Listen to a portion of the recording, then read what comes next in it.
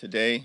Thankful that the President and Vice President were with us. Thankful for the bipartisan spirit in which the prayer breakfast was conducted, and hopefully, as we move forward in this 118th Congress, we can continue to adopt that spirit of collegiality and cooperation, try to find common ground whenever and wherever possible. House Democrats remain committed to that very thing.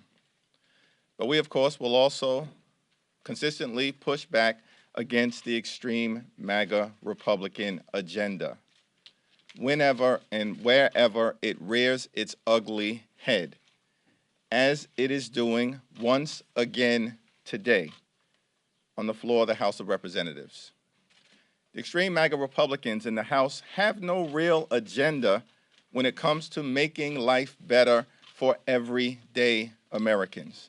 Their agenda is to cut Social Security, cut Medicare, hold the United States economy hostage, and try and impose a 30% national sales tax on everyday Americans, which will dramatically increase costs on 90% of the American people. That is the extreme MAGA Republican agenda. They have no plan, they have no vision, they have no ideas when it comes to making life better for everyday Americans. And that is what today's circus on the floor of the House of Representatives will once again reveal. We're still waiting for them to put forward a spending plan so we can debate it. Show us your plan. Instead, they're bringing to the floor of the House of Representatives today a resolution on socialism to condemn some dictators that we all condemn. But understand, the goal of this phony, fake, and fraudulent resolution is just to somehow provide cover for extreme MAGA Republicans to try to undermine an agenda that is designed to lift up the health, safety, and well-being of the American people. Why do we know this? Because going all the way back to the days of FDR, through Harry Truman, into President Kennedy, through President Johnson, all the way up until President Clinton and President Obama and President Biden. They've called things like Social Security socialism, Medicare socialism. Extreme MAGA Republicans have called public education socialism, Medicaid socialism, the Affordable Care Act socialism, the American Rescue Plan socialism. So the American people should not be fooled by anything that takes place on the floor today with respect to this so-called resolution on socialism.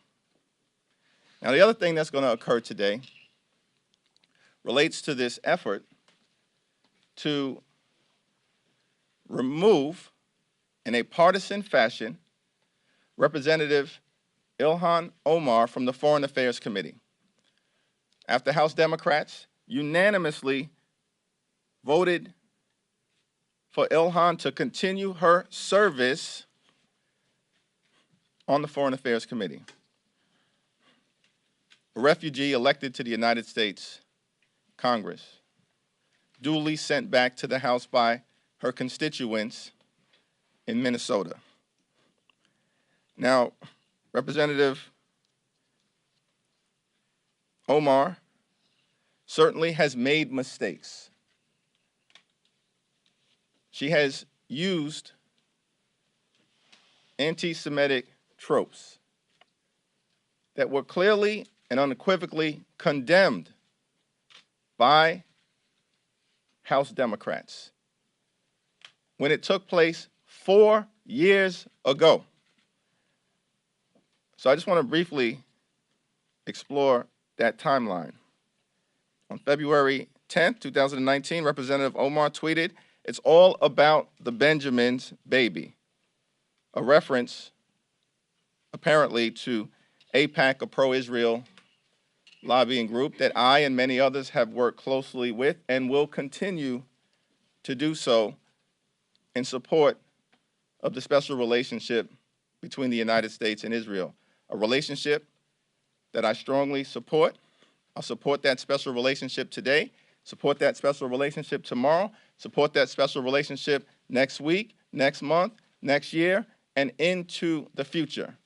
Because the special relationship between the United States and Israel is rooted in shared values, shared strategic interests, and my heartfelt belief that Israel has a right to exist as a Jewish and democratic state, a homeland for the Jewish people who have suffered 2,000 plus years of pain, persecution, and pogroms. But what's going to take place on the floor today is not a public policy debate. It's not about accountability. It's about political revenge. That is what it's about.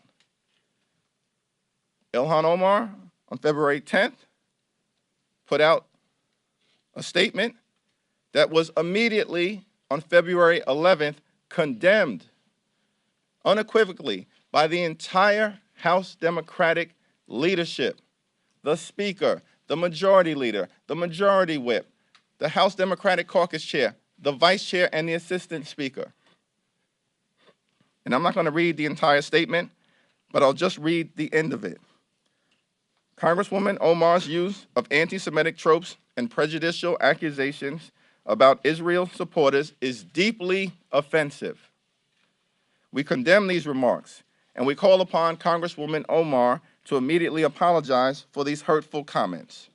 As Democrats and as Americans, the entire Congress must be fully engaged in denouncing and rejecting all forms of hatred, racism, prejudice, and discrimination whenever they are encountered. That's exactly what we did. And a few days later, the entire House unanimously, with Representative Ilhan Omar voting in the affirmative, condemned anti-Semitism across the world. There has been accountability. Ilhan Omar has apologized. She has indicated that she'll learn from her mistakes. Is working to build bridges because we believe in building bridges, not walls. Building bridges with the Jewish community, including leaders right here in the United States Congress. Is Ilhan Omar perfect? No, none of us are. We've all fallen short in the eyes of the Lord. Right here in this Capitol, the pastor from Brooklyn Tabernacle said, we all need grace and mercy. Ilhan Omar has been held accountable. So this is not about accountability. It's about political revenge. Questions? Thank you, Mr. Leader. I just want to ask you a little bit about the issue of police reform. When do Democrats intend to put forth a bill on police reform? And since you're in the majority, how confident are you that it will actually get passed in this chamber? Had the opportunity to sit down and talk with leaders within the Congressional Black Caucus last evening, including Chairman Stephen Horsford, some members of the United States Senate, some of the leadership within the CBC here in the House in preparation for the White House meeting that will take place today. I'm not going to get out ahead of that meeting, but I think as Congressman Horsford has indicated, we do need to have a real, genuine, authentic, and bipartisan conversation about dealing with police reform in America and figuring out how do we strengthen the relationship between the police and the community. I believe it's going to be a productive meeting with President Biden. I won't be a part of that meeting. It will be led by the Congressional Black Caucus, but I will fully support their efforts. Mr. Jeffries, thank you. Good morning. You talked about some of the remarks from Ilhan Omar. You have constituents who were directly affected by 9/11, and you say she's made certain amends here. But when, you have some of those families who come up and say, look, she said some pretty offensive things. This hurts us. How do you talk to them about this when we have this located today? Said what I had to say about Representative Omar, but what's interesting is why am I not being asked questions? Why haven't House Republican leaders denounced any of the things that have been said by their members? In fact, their members have been rewarded with committee assignments.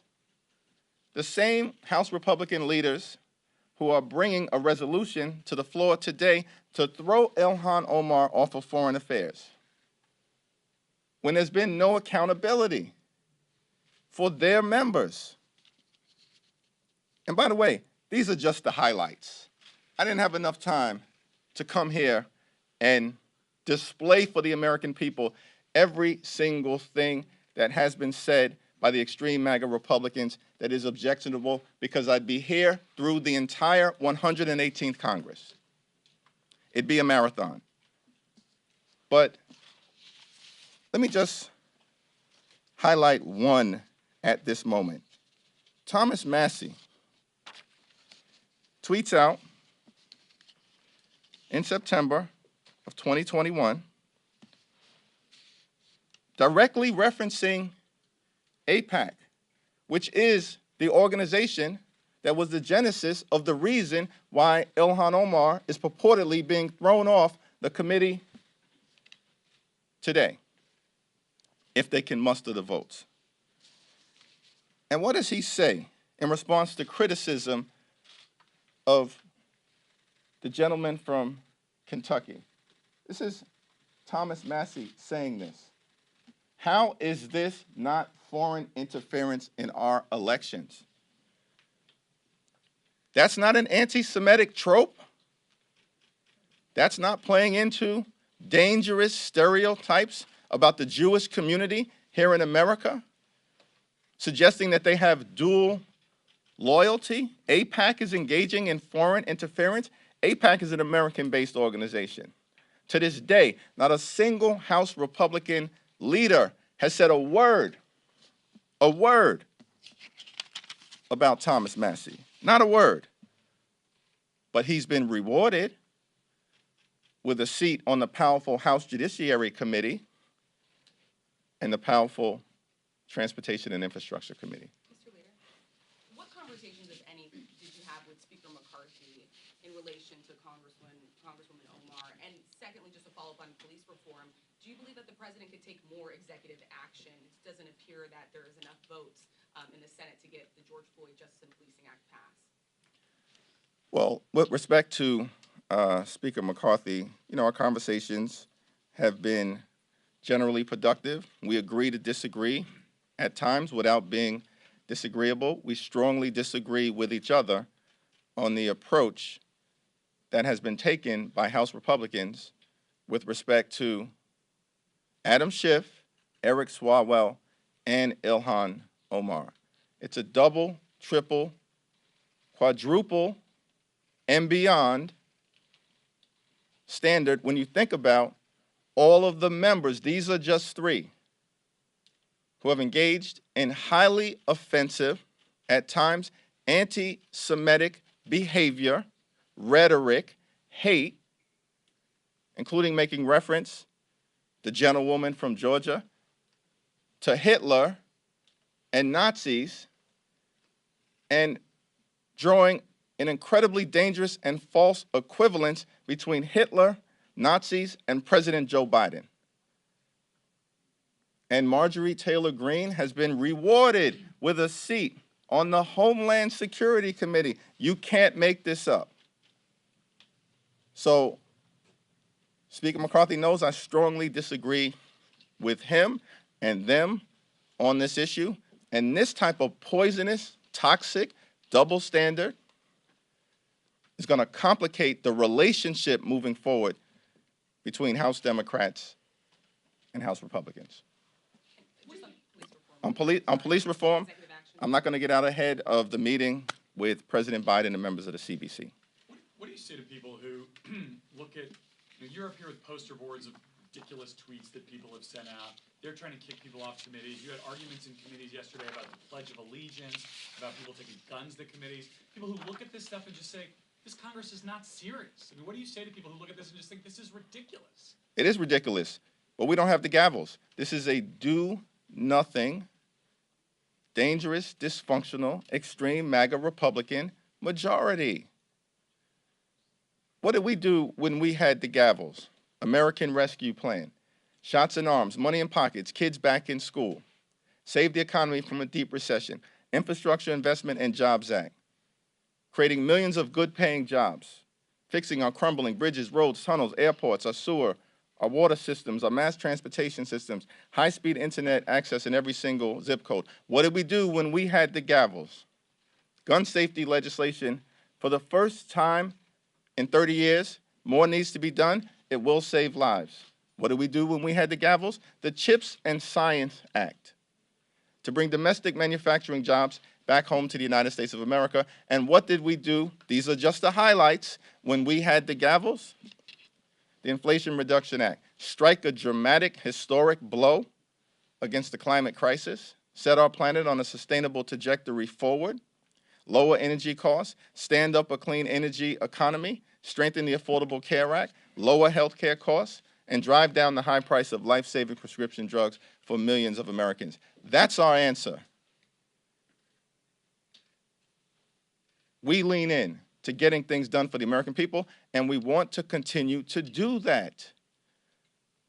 But the extreme MAGA Republican majority is playing political games. This is not about accountability. This is not about concerns related to socialism. This is about political revenge and gamesmanship. That's why the majority of the American people know that this majority, led by the extremists in the House, care nothing about making their lives better. Back row. Sir, can you talk a little bit about your picks for the Weaponization Committee, what qualities those members bring to this committee, and why you picked Delegate Stacey Plaskett to be the ranking member? Well, Stacey Plaskett is a former federal prosecutor, worked closely with the FBI, the Department of Justice, to make the American people safe. She's distinguished herself as a member of Congress, including during the second impeachment trial of President Donald Trump. She has the leadership, the intellect, and the professional experience to do the job that's necessary to push back against the extremists who will be temporarily running the show in the context of the so-called Weaponization Subcommittee on Judiciary, and so does every other member that we've chosen to represent House Democrats. Mr. Leader, Democrats' position is that it's not productive for House Republicans to bring this vote up on Omar. If that's the case, in your eyes, why was it more productive in the last Congress to vote figures like Marjorie Taylor Greene off committees? Is there a big difference between the two in your eyes? Yeah, the distinction, and many of our members have said this, and many will publicly on the floor, is that the line should be drawn when there are members of Congress who are actively threatening violence against colleagues, against Speaker Emerita Nancy Pelosi, against President Biden and others. Violence that we should actually take seriously in the aftermath of the January 6th violent insurrection, where the Capitol was overrun by people violently intent on halting the peaceful transfer of power.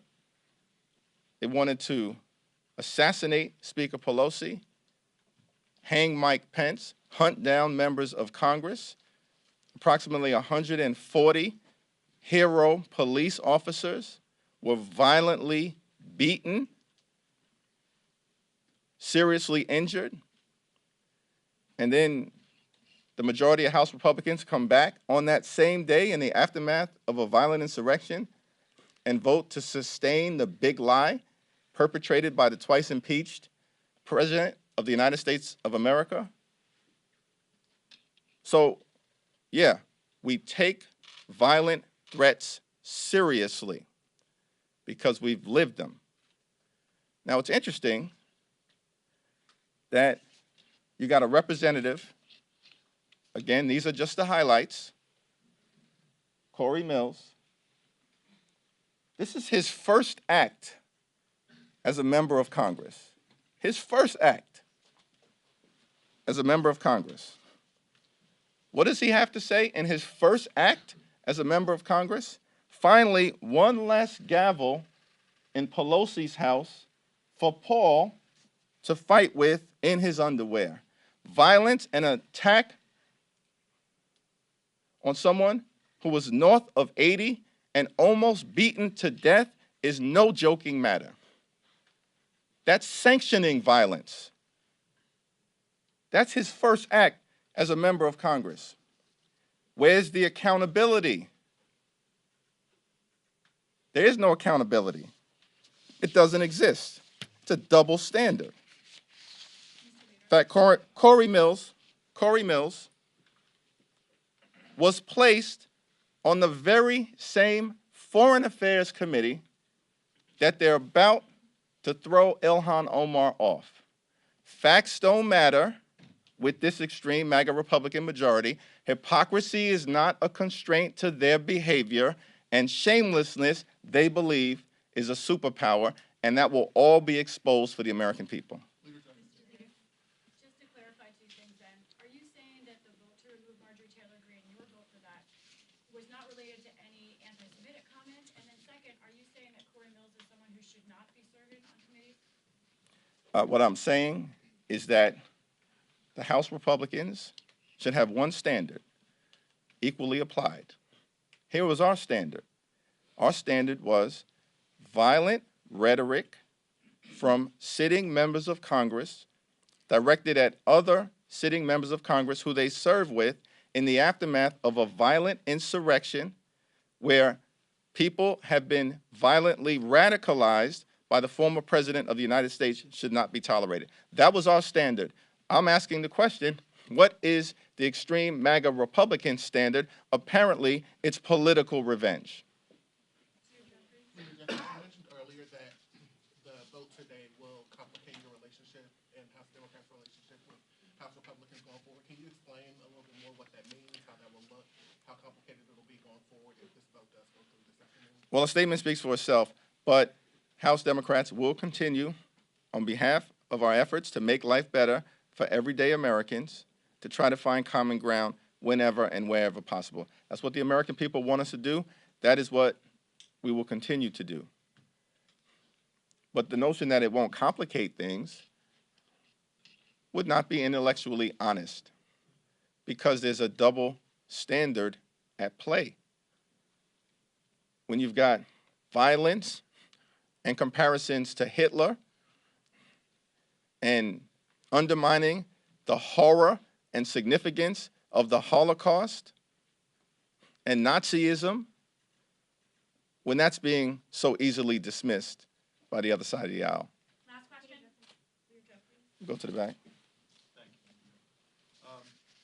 If the vote goes through and Omar is kicked off of the committee, do you have any plans to place her elsewhere where she could play a role? She tried to start this advocate caucus, for example. Is there another role she could serve within the Democratic caucus that would kind of... In my view, she will continue to productively serve, but we'll cross that bridge in terms of precision when we get to it. Thank you.